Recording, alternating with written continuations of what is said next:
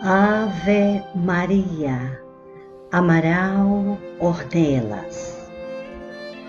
Ave Maria, Senhora do amor que ampara e redime.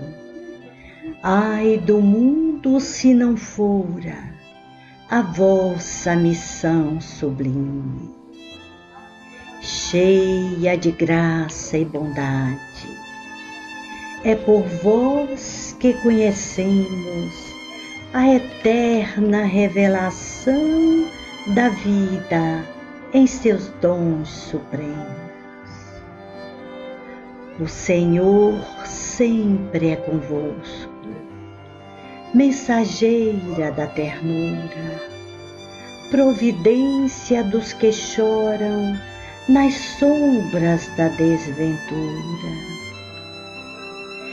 Bendita sois vós, Rainha, estrela da humanidade, rosa mística da fé, anjo puro da humildade.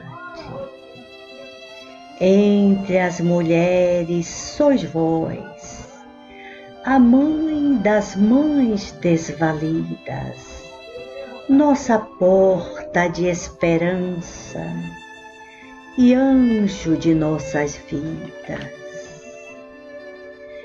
Bendito o fruto imortal da vossa missão de luz, desde a paz da manjedoura às dores além da cruz.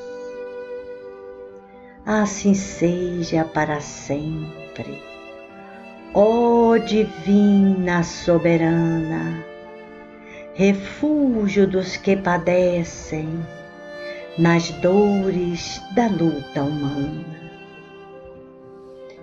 Ave Maria, Senhora do amor que ampara e redime. Ai do mundo se não fora a vossa missão sublime.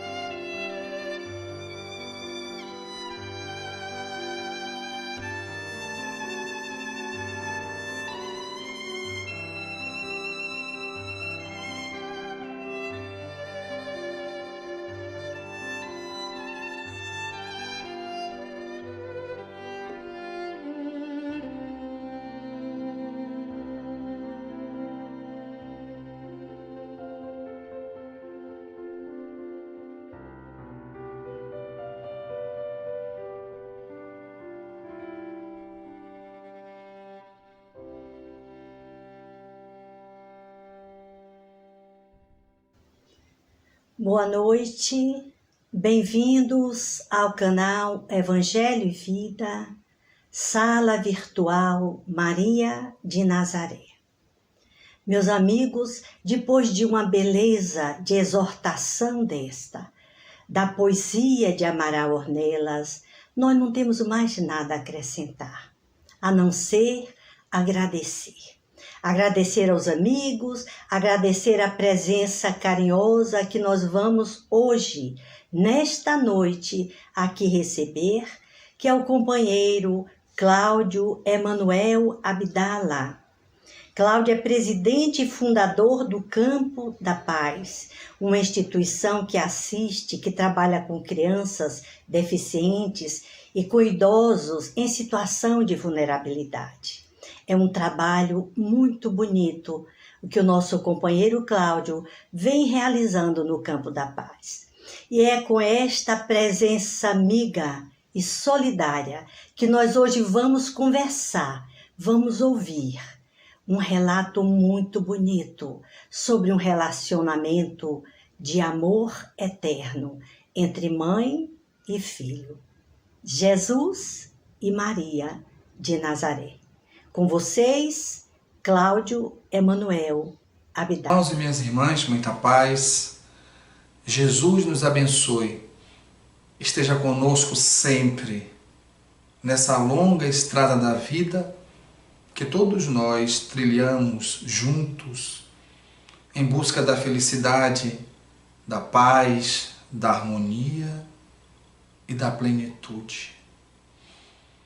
O mundo sempre viveu em guerra. Poucas vezes nós tivemos na história da humanidade momentos de trégua, de paz. O homem sempre desejou a conquista, se tornar lobo do próprio homem. E aquela época não seria diferente. Era o momento de Roma assumir o domínio do mundo inteiro. Até que surge, de uma forma muito interessante, a figura de um imperador romano. Queria se tornar diferente de todos os outros. Caio Júlio César Otávio. Ele não tinha o aspecto físico do perfil de um imperador. Tinha um corpo frágil, as pernas enroladas com bandagens porque tinha úlceras varicosas, o tórax coberto com a armadura muitas vezes, ou muitos panos, porque ele se resfriava frequentemente com os ventos do final da tarde. Mas ele era diferente dos outros imperadores. Ele fez uma revolução. Ele tirou de Roma a lama e colocou os mármores. Por alguns anos ele guarda as armas e convoca para Roma e para todas as províncias romanas os artistas, os filósofos, os poetas, os escritores, os teatrólogos, as pessoas que encantavam. Roma evolui em suas mãos e ele recebe o título de Augusto, e não fora à toa. Pela sua conduta reta, buscando a ética e a moral, ele se viu constrangido a exilar a sua filha na ilha de Pandatária, porque ela estava tendo comportamento promíscuo. Depois de algum tempo, ele faz o mesmo com a neta, que havia seguido os caminhos da mãe. Caio Júlio César era diferente dos outros. E não fora à toa. Porque foi justamente no comando do império, através das suas mãos magnânimas, naquela época, que Jesus veio à Terra. Era necessário que a Terra desfrutasse de um pouco de paz, para que pudesse elevar o seu padrão vibratório e não dificultasse tanto a descida da luz para conviver nas trevas. E foi assim que na Galileia, numa cidade pequena, incrustada entre as montanhas, chamada Nazaré, que nós vamos encontrar a figura de uma jovem, 15 anos incompletos, Maria, a rosa mística, de uma beleza ímpar, que numa tarde de primavera, após as suas tarefas corriqueiras, ela vai para a sua alcova e lá abre o Torá de Moisés para as suas orações do final da tarde. E de repente, ela percebe que uma luz penetra pela janela do seu quarto. Uma luz que ofuscava a sua visão não era a luz do sol, era mais ofuscante. E essa luz toma a silhueta de um ser humano, mas que ao mesmo tempo parecia um ser alado, um anjo. E ela ouve a voz de Gabriel, que lhe diz: Deus te salve, cheia de graças. O Senhor é convosco. Bendita és tu entre todas as mulheres. E naquele momento aquela jovem corre para o canto da sua alcova, do seu quarto, trêmula, com medo. E ele diz: não temas, Maria, pois achaste graça diante do Senhor, diante de Deus. E em ti se cumprirá a profecia. Eis que a virgem conceberá e dará à luz a um filho, que será chamado Jesus. Nesse momento, Maria, ainda trêmula, sem saber o que dizer, olha para Gabriel e diz: eis aqui a serva do Senhor, que se cumpra em mim segundo a sua vontade. Essa frase é marcante. Ela se coloca à mercê de Deus. Ela não impõe, ela nada pede, ela nada busca, ela apenas se entrega. Eis aqui a serva do Senhor, que se cumpra em mim a tua vontade. Interessante que Jesus, anos depois, vai dizer: Senhor, se esse cálice pode passar por mim sem que eu dele beba, que seja feita a tua vontade e não a minha. Interessante que Paulo de Tarso, algum tempo depois, na estrada de Damasco, caindo do cavalo e do seu orgulho, da sua prepotência, da sua vaidade, ele diz: Senhor, que queres tu que eu faça? Esses três iluminados se colocaram à vontade de Deus. E a gente, nós, desejamos exigir coisas. É assim que eu quero, é assim que eu quero, é assim que eu quero ser isso, eu quero ser aquilo. Entretanto, eles, nobres, se colocaram como servos, esperando a vontade do Senhor. Algum tempo depois, Maria, já grávida, vai visitar Isabel, a sua prima, que também estava grávida. E aí tem um encontro maravilhoso. Imaginemos Jesus no ventre de Maria, João Batista no ventre de Isabel, a aura deles se entrelaçando, à luz desse encontro. E Isabel sente e diz para ela: bendita és tu entre todas as mulheres, e bendito é o fruto do teu ventre. A mim é dada tamanha alegria de receber em minha casa aquela que é mãe do meu Senhor e do meu Salvador. Que coisa linda!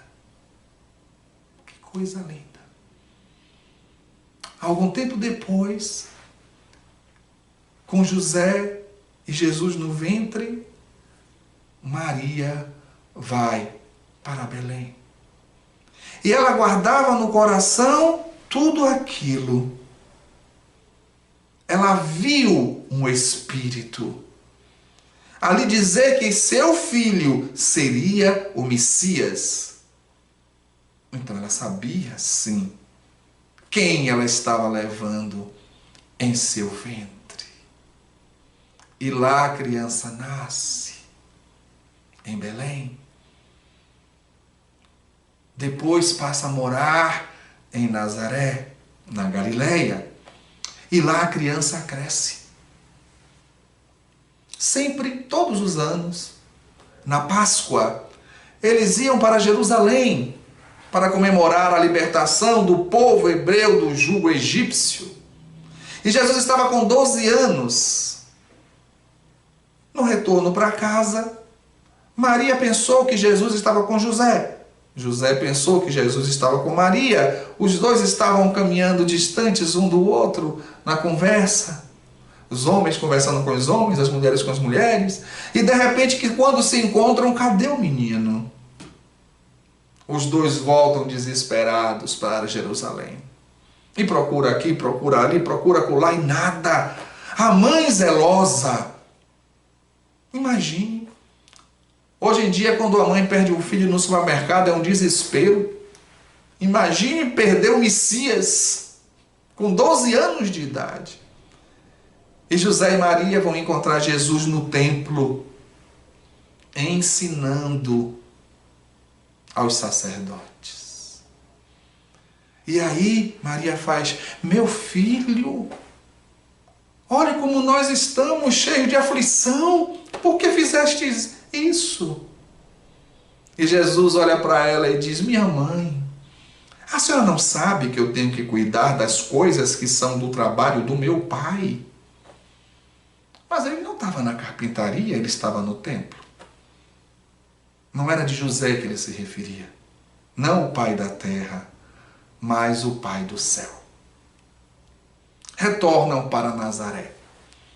E lá um dia eles recebem a visita de Isabel e João. E enquanto os meninos foram brincar do lado de fora, João era mais velho do que Jesus, 6 meses, então eles foram brincar lá fora. Maria começou a conversar com Isabel. Isabel disse: Maria, minha prima, meu João é diferente. Meu João, eu pego ele andando sozinho, às vezes vai para o deserto, isolado. Não brinca como as outras crianças. E Maria disse: meu Jesus também é diferente.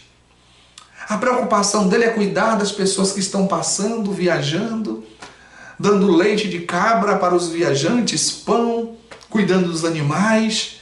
E quando não, eu pego no pomar, olhando para o céu, com o olhar perdido nas estrelas.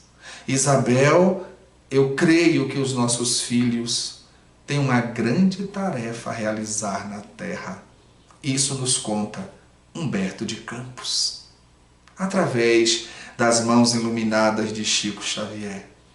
E quando as duas saem para procurar os meninos, vão encontrar os dois numa colina, Jesus apontando para João como um general que aponta para o seu homem de confiança os projetos do futuro. Quando Isabel vai se despedir, ela diz: Jesus, vamos para Jerusalém, vamos conosco. E Jesus profeticamente diz: não. João vai primeiro. E João foi primeiro. E pregou primeiro. E Maria guardava essas coisas com ela. Ela sabia que o filho tinha uma tarefa. Não sabia a extensão, mas ele era o filho dela. O amor de mãe preponderava. E esse menino cresce, como diz Lucas, em estatura e em sabedoria. E lá um dia, numa festa na Galileia, na cidade de Caná, naquela época se servia os melhores vinhos no início da festa. Do meio para o fim, quando as pessoas já estavam sem saber a diferença de vinho para vinagre, porque já estavam tomadas pelo álcool, se servia os vinhos ruins, mais inferiores. E no meio da festa, acabou o vinho. E Maria chega para Jesus e diz: meu filho, acabou o vinho. E ele olha para ela e diz: mulher, o que temos a ver com isso? Ainda não chegou a minha hora. Mulher, naquela época, esse jeito de falar não era falta de respeito, era uma maneira carinhosa de tratar a mãe, por exemplo. E olha o que Maria faz. Quando ele diz a minha hora ainda não chegou. Ela faz como todas as mães quando quer uma coisa, fez de conta que não ouviu. E ela chega para os servos do dono da festa e diz: faça o que ele disser. Por que Maria disse isso? Porque ela sabia quem era Jesus. Ela sabia. E aí ele pede para juntar as talhas, aqueles potes de barro grande, e colocar água, e ele abençoa. E quando as pessoas bebem, o dono da casa, e as pessoas dizem: essa casa fez diferente, deixou para servir o melhor vinho depois. O primeiro fenômeno que Jesus fez em público foi a pedido de Maria. A pedido de Maria.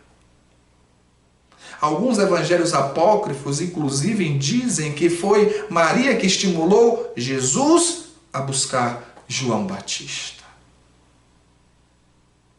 E ele começa a sua pregação. Ele começa a pregar o amor.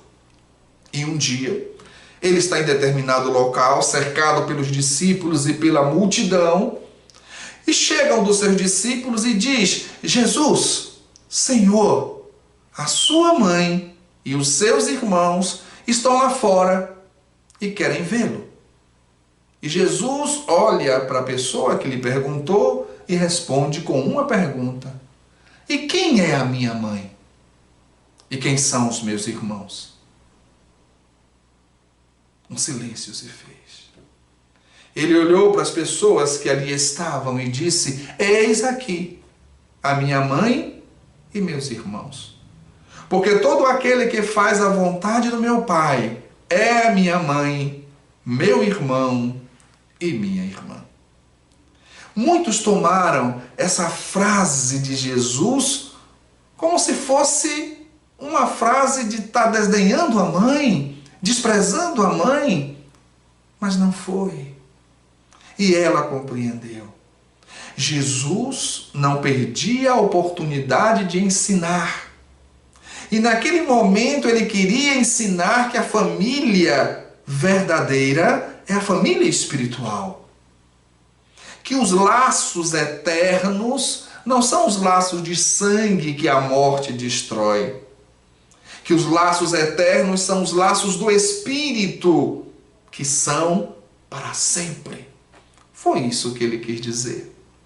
Tanto que depois nós veremos como ele se preocupava com ela e como ele a amava.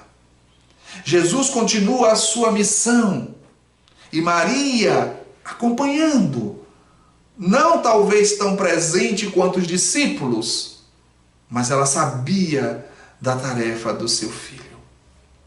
Até que chega a Páscoa. E ela, como sempre, resolve ir à Páscoa. E vai à Páscoa com ele. E naquela quinta-feira à noite, Maria estava inquieta. Ela deitava, levantava, ia na cozinha, bebia água, voltava na sala, sentava-se num banco tosco, ia para o quarto novamente, deitava, não conseguia conciliar o sono. Alguma coisa estava inquietando o seu coração, o coração de mãe que sente as coisas antes que elas aconteçam. Quando de repente a porta da sala se abre em banda e um jovem pálido, cabelo assanhado, ofegante, diz: Maria, prenderam Jesus. Era João. E Maria acompanha o seu filho. Ela está lá buscando a sua presença. Juntamente com Madalena, com Joana de Cusa, e com outras mulheres, buscando ver o seu filho. Ela ouve a sentença, que é como um punhal penetrando o seu coração. Ela vê o seu filho carregando a cruz, corre em direção a ele e diz: eu estou aqui, meu filho. Eu estou aqui. Sobe ao Gólgota com ele.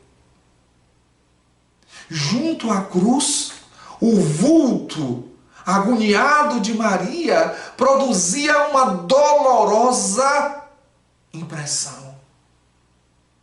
Naquele momento, ao pé da cruz, olhando seu filho coroado de espinhos, crucificado, ela lembrava do seu nascimento em Belém. Ela lembrava da criança que corria em casa para os fundos na carpintaria de José. Ela lembrava daquelas mãozinhas pegando o formão, o anchô, pegando o martelo e os pregos. Ela lembrava do seu filho adolescente, belo, belo. E de repente ela retorna das suas lembranças quando uma mão toca no seu ombro e a aconchega no seu peito.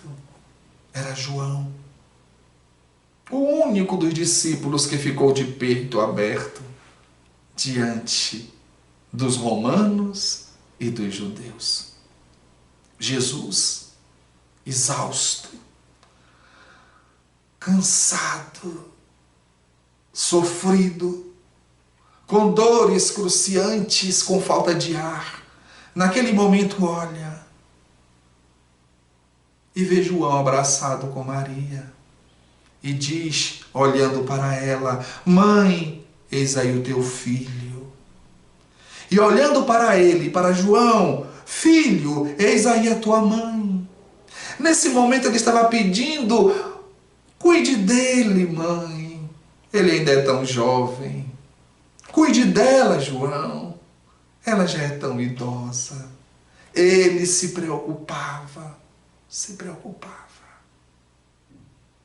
expira na cruz e morre. João, com a ajuda de outros homens, o desce da cruz e coloca no colo dela, que abraça e diz: meu filho, meu filho. Meu filho, como eu queria ir contigo, meu filho.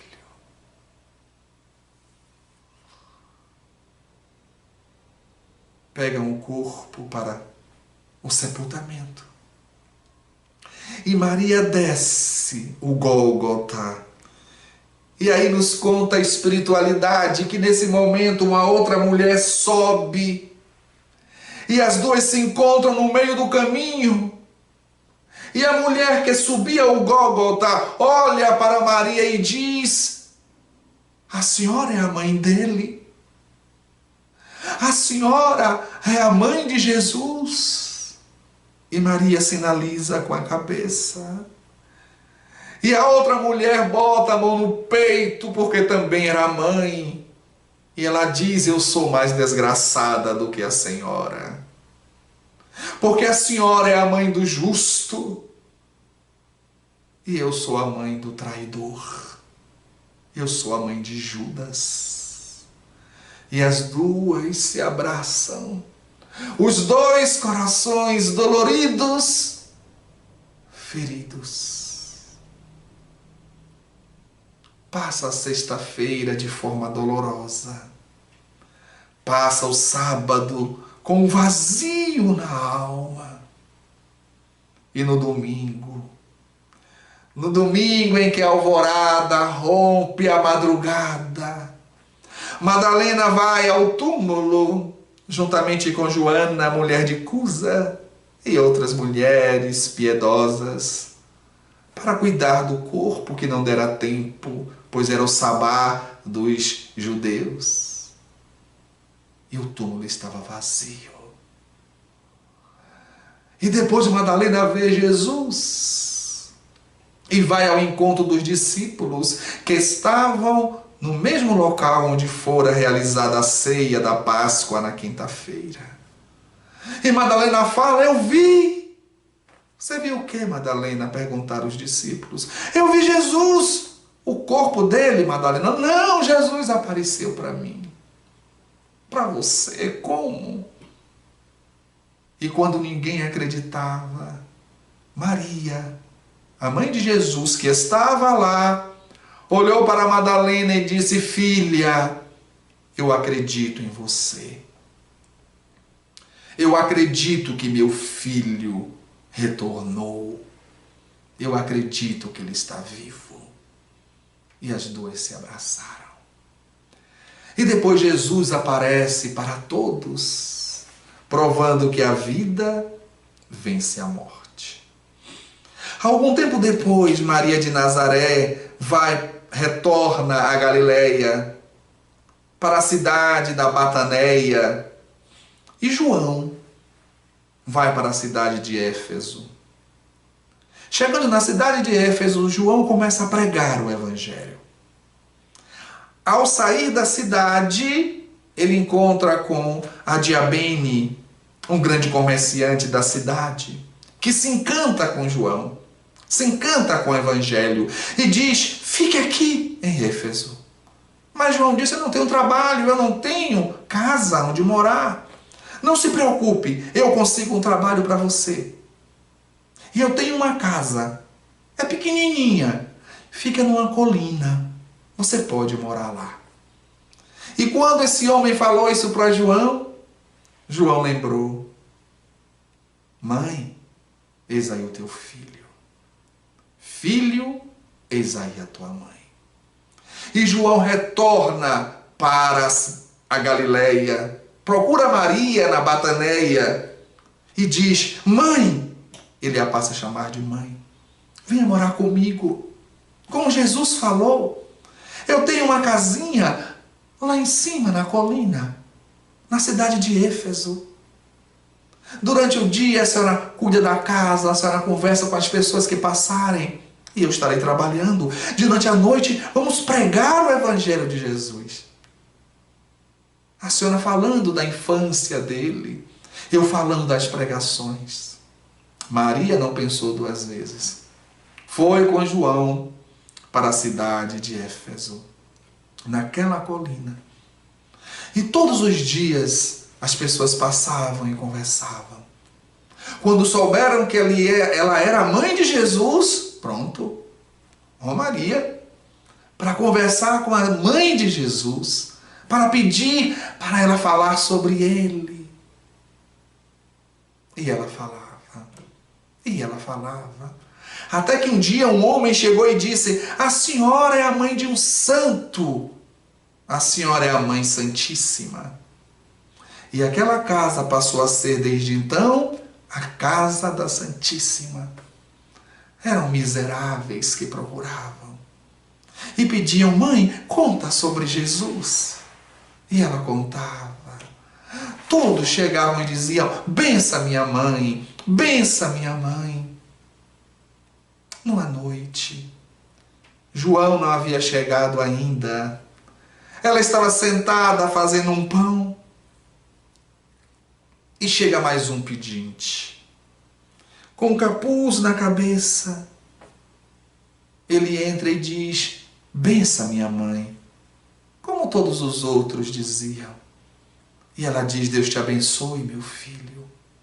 E ele senta-se na frente dela num banco tosco. E os dois começam a conversar.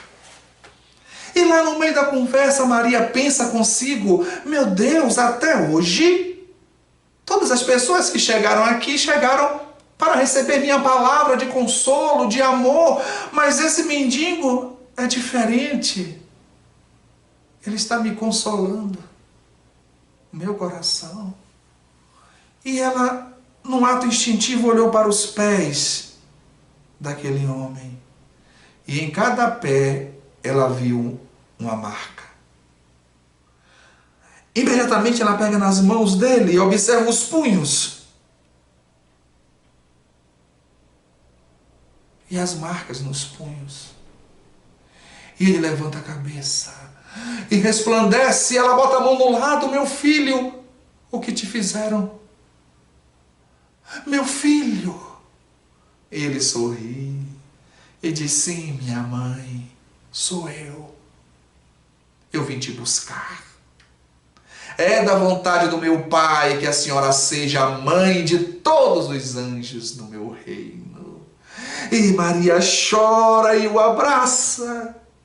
E coloca a cabeça no seu colo e ele a abraça. Algum tempo depois, João chega e encontra Maria deitada no chão, em coma, e a coloca na cama. Alguns dias se passaram, a multidão visitando Maria. Até que numa noite, o corpo cansado faleceu. E nos conta Humberto de Campos que o espírito saiu iluminado. E Maria, ao sair, olhou e viu no firmamento uma caravana de espíritos. E lá se encontrava João Batista, Zacarias, Isabel. Lá se encontravam alguns dos discípulos do Cristo. José, o seu José, o amado José, estava também na caravana. E Jesus, e ela o abraça, e a caravana começa a se deslocar em direção ao infinito, mas Maria sente o desejo de rever Belém, o lugar onde Jesus nasceu. Incontinente, a caravana se desvia do caminho e vai a Belém, e ela entra naquela gruta que era um estábulo e relembra o nascimento dele. Instantes depois, a caravana se eleva em direção ao infinito, mas ela deseja agora ver Cafarnaum, o lugar onde ele caminhou. E assim a caravana o fez. Foi a Nazaré, viu a carpintaria, a casinha onde morou com José. A caravana se eleva em direção ao infinito, mas ela tem outro desejo. Ela agora quer ir ao Gólgota, onde ele foi crucificado. E ela vai ao Gólgota com toda a caravana. E quando a caravana se eleva em direção às altiplanuras, o coração de Maria bate mais forte. E a caravana se desvia, ultrapassa as fronteiras da Palestina. Para onde vai?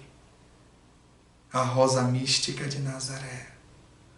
E a caravana a segue, e ela vai para a cidade eterna, para Roma, Coliseu. E ela desce as masmorras do Coliseu. E lá ela vê um grupo de homens e mulheres preparados para serem devorados pelas feras. Cristãos da primeira hora. E ela olha no ambiente e ela vê no canto uma jovem de quase 15 anos, tremendo. E ela se lembrou quando ela viu Gabriel no dia da anunciação do nascimento de Jesus. Mas aquela jovem tremia, não era por estar vendo um anjo. Ela tremia porque da janela tosca da grade ela via os leões e os tigres caminhando, babando de fome. E ela sabia que ela seria o alimento. Todos estavam trêmulos e amedrontados. Maria se aproxima da jovem, a envolve com seu manto de amor, chega no seu ouvido e diz: canta, minha filha. Canta para Jesus. Tenhamos bom ânimo e convertamos as nossas dores da terra em alegrias para o céu.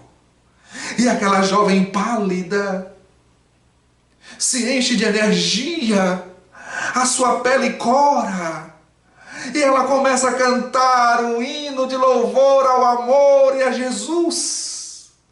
E todos que estavam naquele ambiente começam a cantar: acompanhando aquela jovem.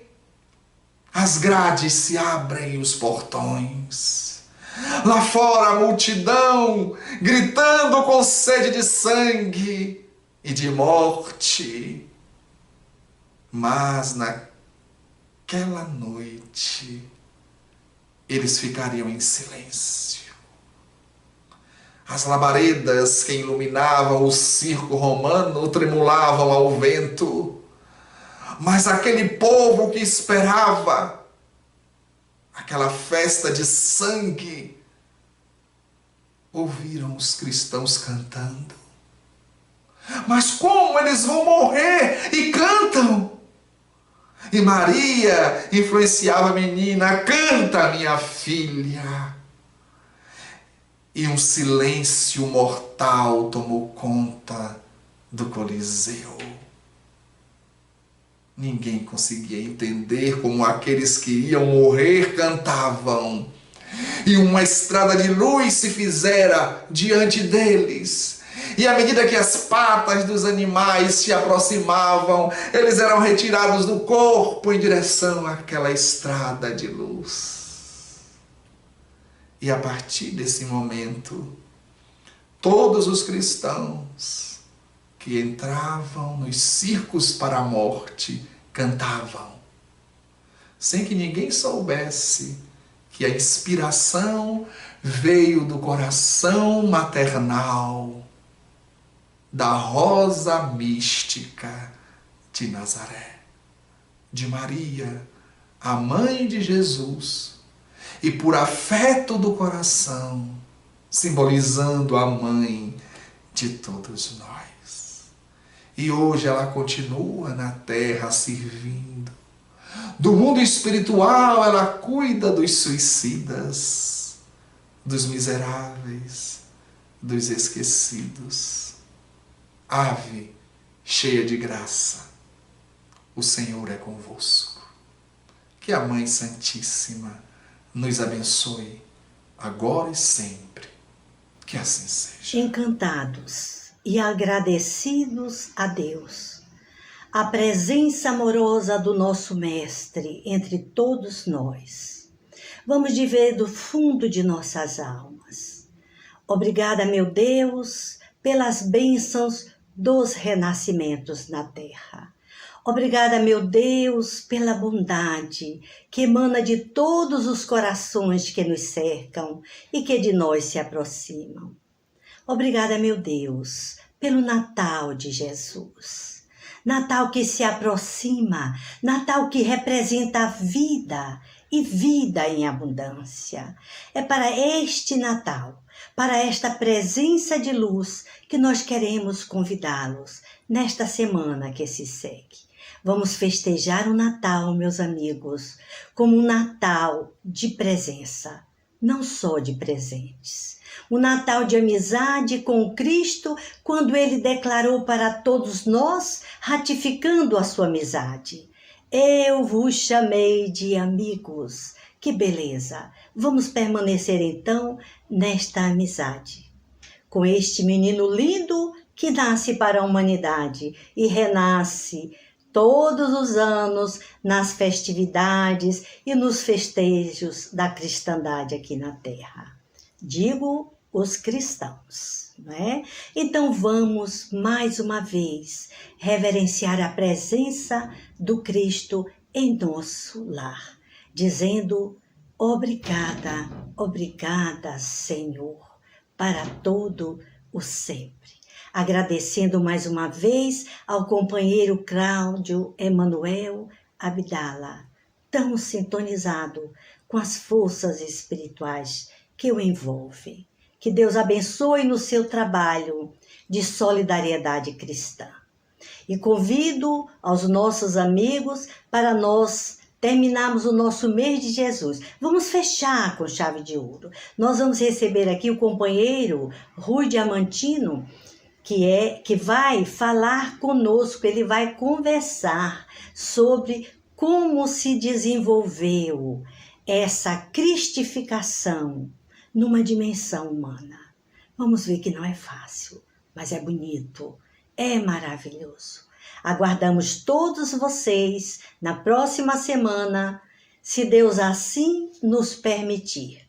Com as bênçãos de Nossa Mãe Maria Santíssima, paz e luz nos lares de todos vocês. Que assim seja. Até lá.